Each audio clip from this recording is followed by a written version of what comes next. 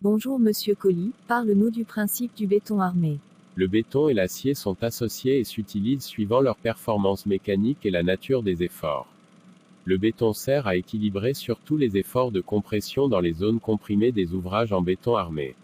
L'acier est destiné essentiellement à équilibrer les efforts de traction dans les zones tendues des éléments en béton armé, exemple, semelles de fondation, longrines ou poutres, dalles portées pour les dallages, etc.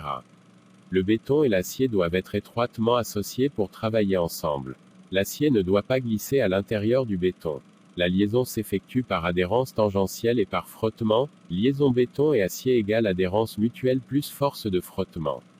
Les facteurs favorables à l'adhérence. Seuls facteurs favorables sont le dosage en liant et la granularité qui influent sur la maniabilité du béton vibré, la plasticité suivant la teneur en eau et en adjuvant, la compacité du béton avec la vibration, l'épaisseur d'enrobage minimale des aciers, le bétonnage correct et ses conditions en fonction des armatures et des diamètres des granulats, la surface des aciers qui doit être propre, exempte de rouille non adhérente, de terre, d'huile ou de graisse, la dilatation de l'acier et du béton. L'association du béton et de l'acier est possible en raison de leur coefficient de dilatation thermique de valeurs très voisines, 12x10 à 6 ou 12 microns par mètre et par degré.